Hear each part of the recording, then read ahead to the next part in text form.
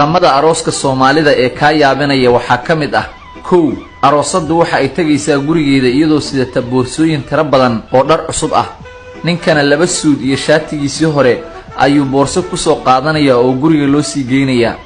labo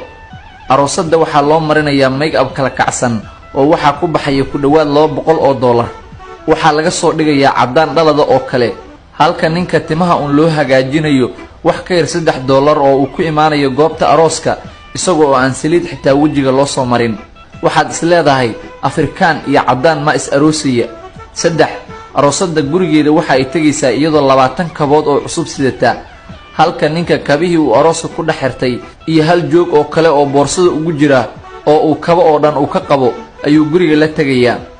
afar aroosadu waxa ay guriga tagaysaa iyadoo cataro iyo baraafuuno badan sidata halka ninku uu la imaanayo hal barafuun oo haaf ah oo uu bilooyin isticmaalayay shan aroosadu waxa ay arooska dhaxdiisa isku bedelaysaa taash iyo toobab qaali ah halka ninku uu wacayo saaxiibadii si ay ugu soo raadiyaan hal suud oo tabal ah si uu ugu yimaado xafladda lix aroosada waxay soo iibsanaysaa dahab 50 garaam ninkana tiideyn ahayd baa meel walba lagaga yeelanayaa isagoo naftiisa waxba u soo gadin toddobo aroosada way ifaysaa oo bil ka badan baa la naashnaashay oo waxaad leedahay qoftaan ma qoftiiba qurux badana ninkana waxa saaran wajigiisa mugdi oo waaba laga cabsoonayaa sida maalmo iyo bilooyin oo qoraxda ugu wareegay suuqa dhaxdiisa si uu guriga u goglo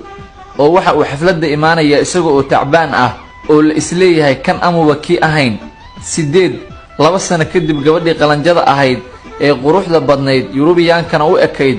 ee arooska ogeyd iyo qarashkii badnaa loo soo galay waxay u ekaanaysaa islaan 40 jir ah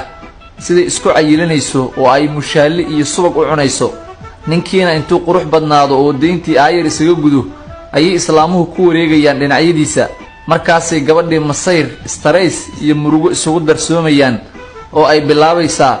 yaa ku soo wacay intee ku soo daahday oo xaqii ay maskiin ka gashay xilligii arooska ka baxaya walwalka iyo murugadii ayada ayuu ku harayaa nimcada ama soo hormarso oo hadhow ha laga jaro ama dib u dhigo oo dib ka nax aday ku jirtaa waa iska kaftanay like muuqaalka sidoo